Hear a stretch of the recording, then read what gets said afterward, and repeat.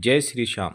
आप सभी का अपने YouTube चैनल जय श्री खाटू श्याम पर स्वागत है।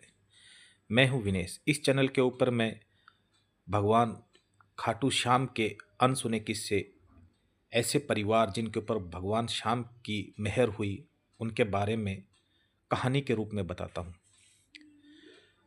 तो चलो आज शुरू करते हैं एक ऐसे ही परिवार की कहानी। इनमें नाम कुछ बदले हुए हैं क्योंकि लोगों की प्राइवेसी को भी मेंटेन रखना जरूरी है। ये कहानी है राजू नाम के लड़के की, जो कि 9वीं क्लास में पढ़ता था। उसके परिवार में उसकी बहन, उसके माँ बाप, ये परिवार बहुत ही मिडिल क्लास तरीके का परिवार था। इसके पिताजी के पास में 3 सिलाई मशीन थी, वो सिलाई का काम करते थे। तो आप सोच सकते होंगे कि किस तरीके का परिवार है। और जो ये राजू था, ये पढ़ाई के अंदर बहुत ही होशियार था, क्लास में हमेशा अव्वल आता था।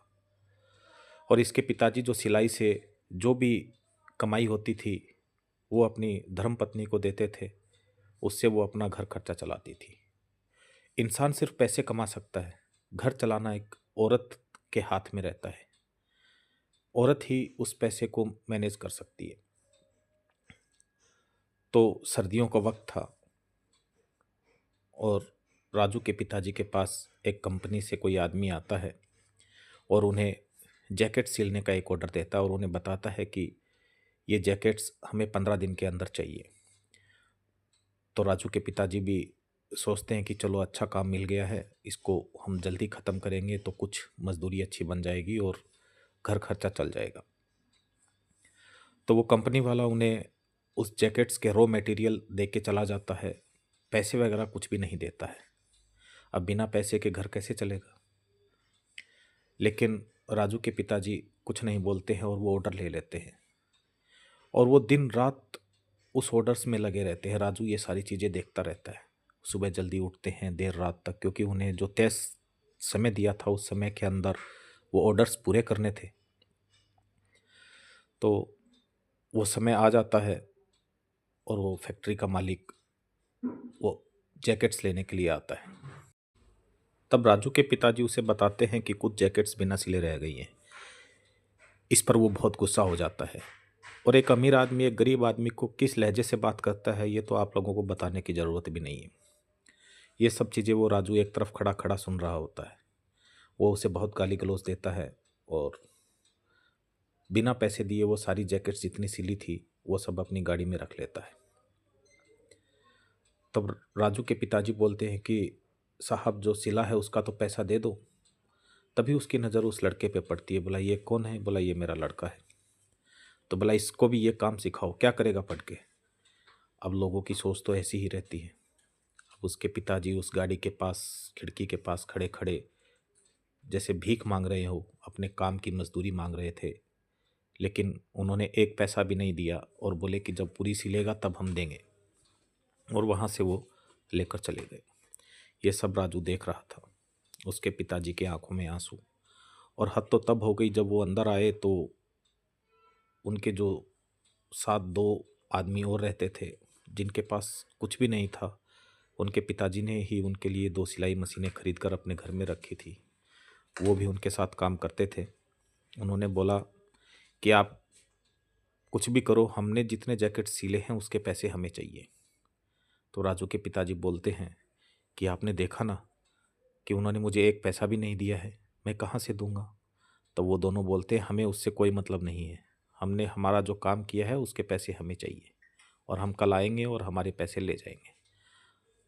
अब राजू के पिताजी की आंखें भर आई और वो रोने लगे। ये सब राजू देख रहा था। तभी उनके घर के बाहर एक गाड़ी आके रुकती है और अंदर आते हैं। राजू बेटा, पापा हैं क्या? तो बोलते हैं हाँ हैं। तो वो अंदर आते हैं और वो देखते हैं कि उनकी आंखों में आंसू हैं। तो वो बोलते हैं बताइए क्या बात हुआ जी? बोलते नहीं कुछ नहीं, अभी किचन में छोका लगा था तो उसकी वजह से आंखों में जलन होने लग गई तो आंखों में आंसू आ रहे हैं। अब झूठ को कितना भी छुपा लो, देखने वाला सब समझ जाता है। लेकिन उन्होंने भी कुछ ज़्यादा इंटरफेयर नहीं किया। बोले कि हम जा रहे हैं कहीं, सेमिनार है एक, हमारी ये जैकेट को थोड़ा सील दो तो हम टाइम से एयरपोर्ट पहुंच जाएं। बाकी अगर कोई प्रॉब्लम है तो हम इतने सक्षम हैं कि हम आपकी मदद कर सकते हैं, बताइए, कोई बात नहीं। तो वो बोलते नहीं नहीं, ऐसी कोई बात नहीं है। तभी राजू आता है और बोलता है, नहीं ये कुछ नहीं बताएंगे, ऐसी क्या बात नहीं है। मेरे पिताजी इतनी मेहनत करते हैं और इनके साथ कभी कुछ भी अच्छा नहीं होता। और एक फैक्ट्री वाला आया था, इतने जैकेट सिले और 1 रुपया भी नहीं देकर गया। ये बातें सारी राजू की वो आदमी सुनता है और बोलता है, देखो बेटा, सब अच्छा हो जाएगा। वो आदमी बाहर जाता है और अपनी गाड़ी में खाटू श्याम जी की एक मूर्ति लगी रहती है जो दोनों साइड टेप से चिपकी रहती है, उस फोटो को उतार के लेके आया और बोला, ये लीजिए, आप इन भगवान की पूजा कीजिए, आपके सारे कष्ट दूर हो जाएंगे। तो राजू बोलता है, कौन है आपका भगवान? कोई भगवान नहीं मदद करता है। मेरे पिताजी को मैं इतने सालों से देख रहा हूँ, इतनी मेहनत करते हैं सब कुछ, उसके बाद भी इनकी आंखों से कभी आंसू नहीं मिटते। तो वो बोलता है, बेटा तुम एक बार इनकी पूजा तो करो। बोलता, नहीं, हमारे घर में कोई पूजा नहीं होती, पूजा से कुछ भी नहीं होता है। तो फिर भी वो बोलता है कि बेटा ठीक है, तुम इन्हें पूजा घर में स्थापित करो और देखो, भगवान श्याम आपका पक्का साथ देंगे। और तुम क्या करते हो बेटा? मैं 9th क्लास में पढ़ता हूँ और मैं हमेशा क्लास में टॉप करता हूँ, और मैंने पिछली बार भी क्लास को टॉप किया था। तो बोलता है, ये तो बहुत अच्छी बात है बेटा, तो तुम एक काम करोगे, मेरे बेटे को ट्यूशन पढ़ाओगे? ट्यूशन? हाँ हाँ, ट्यूशन। तुम, मैं तो 9th क्लास में हूँ। हाँ, मेरा भी बेटा 9th क्लास में है, तो फिर मैं उसे ट्यूशन कैसे पढ़ा सकता हूँ? अरे बेटा, जब तुम्हें इतना अच्छा आता है और तुम क्लास में अव्वल आते हो तो पढ़ाने में क्या दिक्कत है? तुम एक काम करो, हम तो अभी जा कर के आ रहे हैं, ये लीजिए एडवांस, और अगले महीने से मेरा बेटा आपके पास ट्यूशन पढ़ने के लिए आ जाएगा। अभी घर में बाबा श्याम की मूर्ति आई ही नहीं थी कि चमत्कार शुरू हो गया।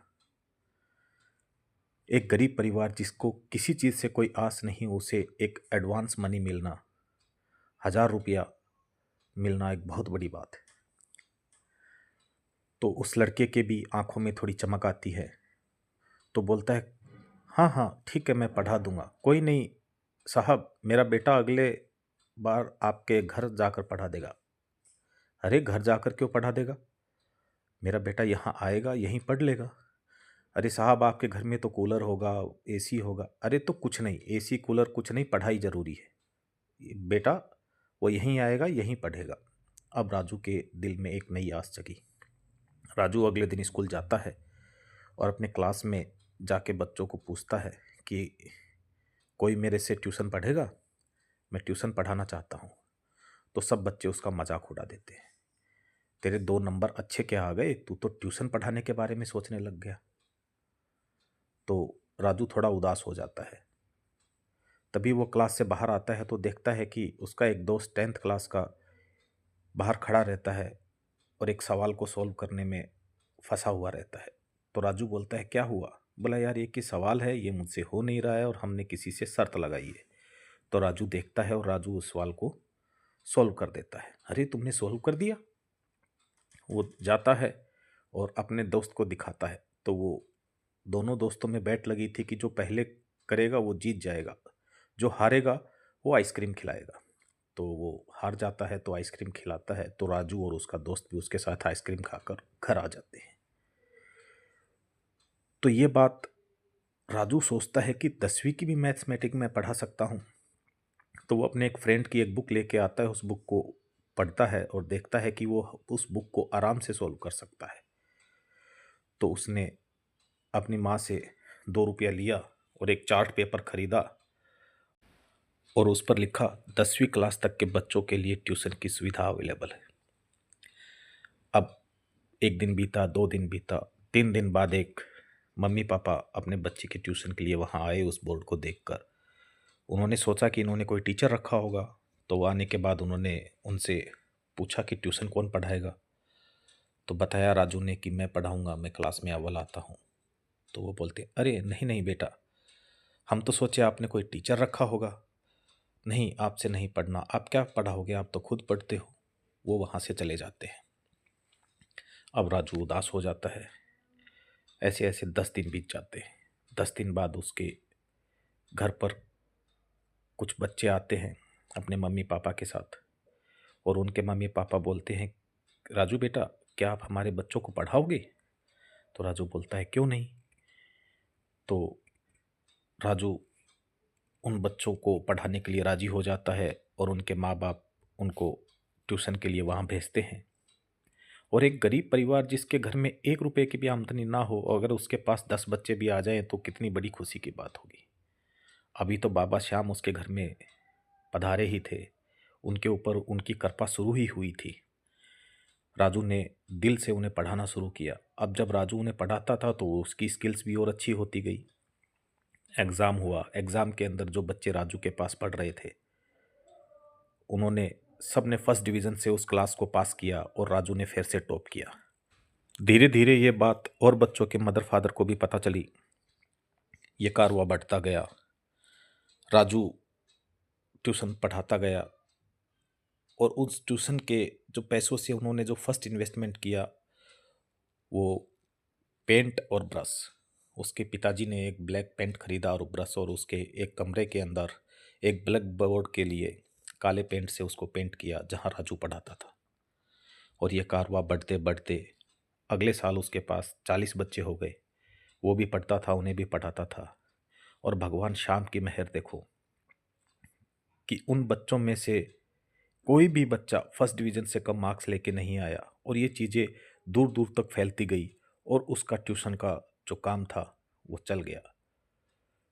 मात्र 9वीं का बच्चा 2 साल में, अभी सोचो कि एक बच्चा जिसे खुद पढ़ना नहीं आता होगा, इस उम्र में कई बच्चे ऐसे होते हैं, और वो लोगों को पढ़ा रहा है, और पढ़ाते पढ़ाते उसका ये बिजनेस चल गया। राजू ने ऐसे ऐसे बच्चों को भी पढ़ाना शुरू किया जिनके पास पैसे नहीं हैं, जो फीस नहीं दे सकते, उनको भी अपने साथ पढ़ाना शुरू किया। और पढ़ाते पढ़ाते आज इतना विख्यात हो गया है कि भगवान श्याम की दया से उनका घर अच्छे से चल रहा है, और एक पुरानी सी गाड़ी भी उन्होंने खरीद ली है। अब उसके ट्यूशन सेंटर के लिए लाइन लगती है, और कईयों का भविष्य वो बना रहा है। तो भगवान श्याम जिसके ऊपर कृपा करते हैं, उसको कोई नहीं हरा सकता। इसीलिए कहते हैं, हारे का सहारा बाबा श्याम हमारा। अगर आपने ये कहानी को पूरा सुना है, और इस परिवार की जो कंडीशंस थी उसको अच्छे से समझा है, तो आपको भी पता चला होगा कि बाबा श्याम किस तरीके से मदद करते हैं। और अगर आपको ये वीडियो अच्छा लगा, ये कहानी अच्छी लगी, जो कि मैंने आप लोगों तक पहुंचाने की कोशिश की, तो इस चैनल को लाइक, शेयर और सब्सक्राइब कीजिए। और अगर आपके आसपास भी ऐसी कोई घटना या आपके पास है, तो आप मेरे साथ शेयर कर सकते हैं। मैं उसे कहानी के रूप में और लोगों तक पहुंचाऊंगा। ये सब बाबा श्याम की कृपा है। तो मिलते हैं अगली कहानी में। तब तक जय श्री श्याम।